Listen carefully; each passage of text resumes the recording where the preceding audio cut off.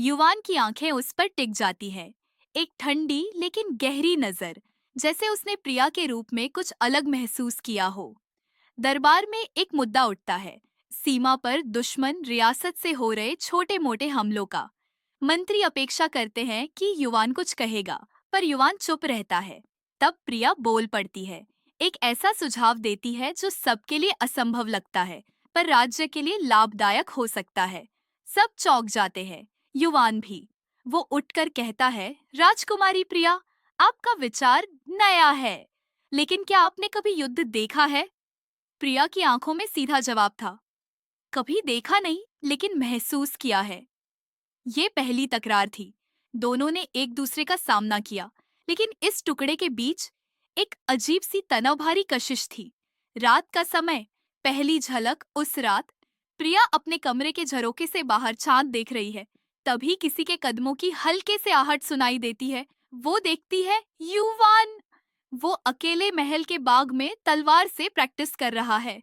उसकी हर एक चाल में अनुशासन है, लेकिन उसके तेवर में गुस्सा, उदासी और तनाव। प्रिया की आंखों में एक सोच उभरती है, ये वही युवान है जो उपन्यास में था, लेकिन ये उससे ज्यादा है। जैसा ये भी फंस गया। अचानक मुलाकात, दो छुपी रूहों का सामना। अगले दिन एक शाम लाइब्रेरी में दोनों टकरा जाते हैं। प्रिया एक पुरानी किताब ढूंढ रही है, काल चक्र के श्रापित राजाओं का इतिहास। युवान आता है और उसी किताब को पकड़ने की कोशिश करता है। उंगलियां टकराती है, आंखें मिलती हैं। युवान पहली बार मुस्कुराता है, लेकिन वो मुस्कान जैसी होती है जैसे किसी ने दर्द में हंसने की कोशिश की हो। तुम अलग हो, वो कहता है। प्रिया उल्टा पूछती है, और तुम कुछ छुपा रहे हो? युवान थोड़ा रुक कर कहता है, मैं वही हूं जो मुझे होना चाहिए, या शायद उससे भी कम। प्रिया जानती थी, ये सिर्फ एक जवाब नहीं था, ये एक सिग्नल था, एक संकेत।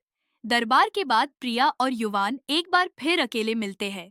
दोनों ने अपना सच अभी तक नहीं खोला, पर एक खामोशी दोनों के बीच बात करती है। युवान एक पल के लिए प्रिया के करीब आता है और कहता है, इस महल में सब कुछ राजनीति है, पर तुम्हारी आंखें किसी और दुनिया की तलाश करती है, जैसे तुम यहाँ की नहीं हो। प्रिया की रुखसी आंखों में कुछ चमकता है, और तुम्हारे अंदर भी वही चीज है, जैसे तुम भी यहाँ के नहीं हो। दोनों चुप, पर उनकी रूहों ने एक दूसरे को पहचान लिया था। उस रात जब युवान ने कहा था, जैसे तुम भी यहाँ की नहीं हो। प्रिया, जो असली दुनिया से आई जैस्मिन है, की जोड़ी एक पल के लिए जमीन से छूट गई थी। क्या उसने कुछ महसूस किया? क्या युवान भी उसकी तरह? पर जवाब मिले बिना ही युवान वापस अंधेरे में खो गया। सुबह का प्रकाश महल के हर कोने में छलक रहा था, लेकिन जैस्मिन के लिए एक नई सुबह एक नई चेतावनी बन के आई थी। राजमहल में दिखावा। प्रिया राजमहल के ब्रेकफास्ट हॉल में सभी सदस्य एकत्र थे। राजमाता, युवान और दूसरे राजकुमार, मंत्रीगण। एक शाही शांति थी, लेकिन जैस्मिन की नजर एक ही चेहरे पर टिक गई थी, प्रिया। हाँ, ये दुनिया की असली प्रिया, जिसकी बॉडी में अब जैस्मिन है, वो भी यहाँ थी, लेकिन एक नौकरानी के रूप में। उसका नाम अब परी था, लेकिन उसकी आंखों में वही अहंकार, वही तेवर थे, जैसा एक सांप कभी अपना जहर नहीं भूलता। वो सबके सामने सर झुककर बात करती थी, लेकिन जैस्मिन की तरफ उसकी नजर में नफरत, चालान और एक छुपी हुई मार थी। छुपी साजिश। दूध में झर एक दोपहर, जब जैस्मिन अपने रूम में अपने लिए लाया गया दूध पीने ही वाली थी, तभी उसे एक अजीब सी महक महसूस हुई, कुछ कड़वा, कुछ जला हुआ।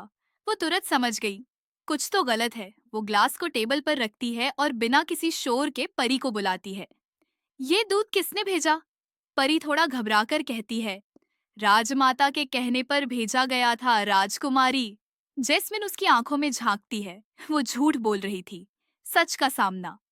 आईना और नकाब। रात को जैस्मिन लाइब्रेरी के एक अंधेरे हिस्सा में परी का पीछा करती है, और जब परी एक अकेली जगह जाकर अपना घूंघट हटाकर असली प्रिया वाली एक्सप्रेशन में अपने आप से बात कर रही होती है, उस जैस्मिन को तो मैं खत्म करके ही रहूंगी। मेरा सब कुछ ले लिया उसने, अब मुख्य उपयोग इस कहानी से भी मिटा दूंगी। तब जैस्मिन सामने आती है।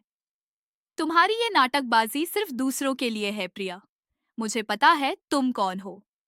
परी ए के ए असली प्रिया पलट कर कहती है, तू कौन है जो मुझे पहचाने? तू भी तो उस दुनिया की नहीं जैस्मिन। तुझे लगता है ये सब तुझे मिल गया, पर असली खेल तो अब शुरू होगा।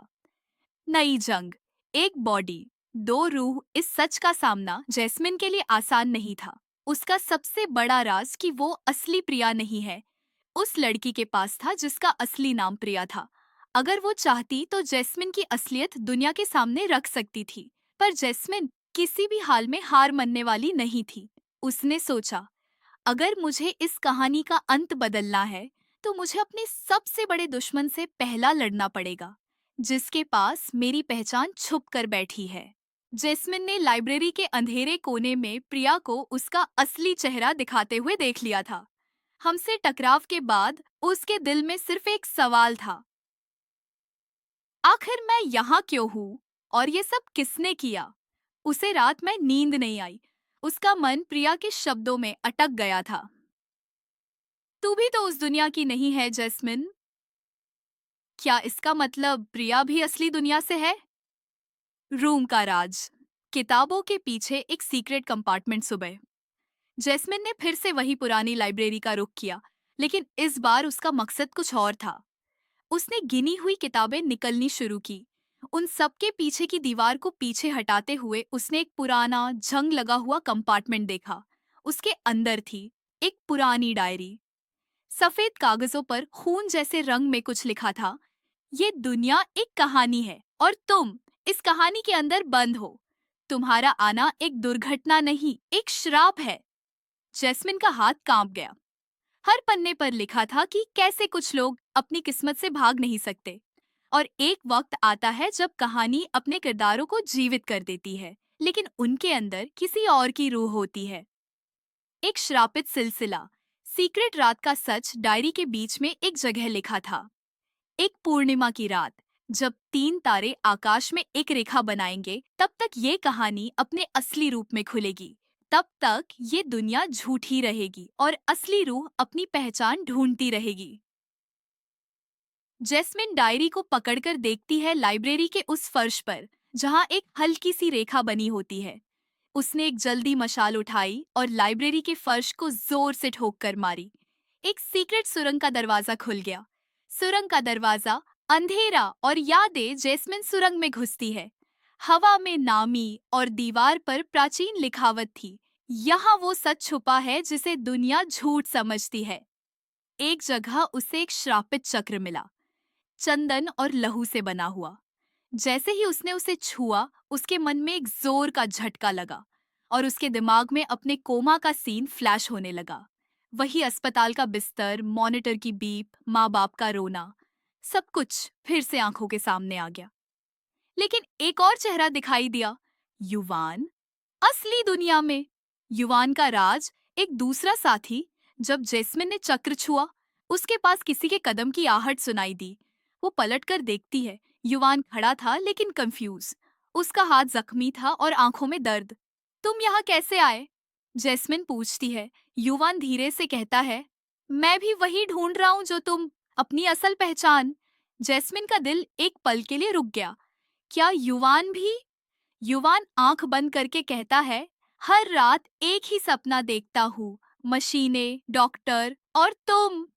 छुपा रिश्ता, रूह की पहचान। हमें वक्त चक्र फिर से चमकने लगता है और जैसा ही जैस्मिन उसके पास होती है, उसका हाथ युवान के जख्म पर छू जाता है। एक बिजली सी दौड़ जाती है दोनों के बीच और फिर दोनों की आंखों में एक ही मेमोरी फ्लैश होती है, एक दूसरे को असली दुनिया में देखने की। लाइब्रेरी की ठंडी और सन्नाटा भारी हवा में सिर्फ दोनों के सांस लेने की आवाज गूंज रही थी। चक्र की चमक धीरे धीरे धुंधली हो रही थी, पर उसका प्रभाव दोनों के दिलों में छोड़ा गया था। युवान ने डायरी का हिलता हुआ पन्ना उठाया और जैस्मिन के साथ उस पर नजर डाली। उस पर खून से लिखा था, ये कहानी तब तक चलेगी जब तक रूहों को उनका सच्चा प्रेम न मिले। अगर प्रेम अधूरा रहा तो श्राप पूरा होगा और वो मर जाएगी जो इस कहानी में सबसे पराये मन के साथ आई है। जैस्मिन की उंगलियों से डायरी छूट गई। मर जाऊंगी, उसके होठों से बस इतना निकल सका। युवान ने डायरी उठाई और उसकी आंखों में एक उलझन थी। ये सब क्या मतलब है? तुम किसी और दुनिया से आए हो? जैस्मिन ने उसे घूर कर देखा, कुछ देर चुप रही, फिर धीरे से बोली, शायद। और तुम भी। उनकी दोस्ती के बाद दोनों के बीच एक अलग सा रिश्ता बन गया था। डर, उलझन और एक अनजान सा कनेक्शन। राजमहल में बदलते मौसम। जैस्मिन जब महल वापस लौटती है तो महल कुछ अलग होता है। लोगों की निगाहें उस पर और तेज हो गई थीं। खासकर वीर की वो गुस्से से भरा हुआ, ठंडे जज्बात दिखाने वाला युवराज, जिसके चेहरे पर कभी मुस्कान दिखती थी, कभी गहरी चिंता। उसने जैस्मिन से एक दिन पूछा, तुम लाइब्रेरी में क्या ढूंढ रही थी राजकुमारी? जैस्मिन ने जवाब दिया, सच। वीर के चेहरे पर एक झलक सी चमकी थी, जैसे उसने कुछ समझ लिया हो, कुछ छुपा लिया हो। श्राप की गूंज। प्राचीन महाकुंभ का ऐलान। राजगुरु ने एक सभा बुलाई। पुराने वेदों के अनुसार एक तीसरी रात दोबारा आने वाली थी और उस दिन सभी रियासतों के युवराज और राजकुमारियों को एक प्राचीन महाकुंभ में भाग लेना था। जैस्मिन का दिल घबरा गया। उसने डायरी का वो पन्ना याद किया। पूर्णिमा की रात, जब 3 तारे मिलेंगे। क्या वही रात आ रही थी? वीर ने सबके सामने घोषणा की, मैं भी इस महाकुंभ में भाग लूंगा, अपनी रियासत की मर्यादा और सच्चाई के लिए। वीर का राज। उस रात जैस्मिन वीर के पास से गुजर रही थी जब उसने अंदर से आवाज सुनी, जिसमें वीर किसी से कह रहा था, उसे सच नहीं पता चलना चाहिए। अगर उसने जाना कि वो इस कहानी का हिस्सा नहीं, एक बाहर की रूह है, तो सब कुछ खत्म हो जाएगा। जैस्मिन का दिल एक बार फिर से टूटा। तो वीर भी कुछ छुपा रहा है। जैस्मिन और युवान एक दूसरे के और करीब। दूसरे दिन युवान ने जैस्मिन को एक स्पेशल जगह पर बुलाया। एक बर्फ से ढका हुआ पहाड़ी इलाका, जहां से एक प्राचीन मंत्र मिल सकता था जो श्राप को तोड़ने में मदद करे। जैस्मिन ने पूछा, अगर मुझे सच्चा प्यार नहीं मिला तो क्या मैं सच में मर जाऊंगी? युवान ने उसकी आंखों में देखा। हो सकता है, लेकिन शायद मैं तुमसे। लफ्ज अधूरे छोड़कर युवान ने मुंह मोड़ लिया। वीर अपने कमरे में एक पुरानी मोहर को हाथ में लेकर कहता है, शराब सिर्फ एक पहेली नहीं, एक इम्तिहान है जिसमें हर दिल अपनी असली रूह से टकराता है। एक प्राचीन मंदिर पर जहां एक और डायरी बैंड पड़ती है, उस पर लिखा होता है, जिस रूह ने कहानी लिखी उसका प्रेम ही अंतिम मुक्तिकारी है। सो गाइस, आज की स्टोरी मैं बस इतना ही। आगे की स्टोरी जानने के लिए चैनल को सब्सक्राइब और वीडियो को लाइक करना ना भूलें। Thanks to watching and take care. Bye bye.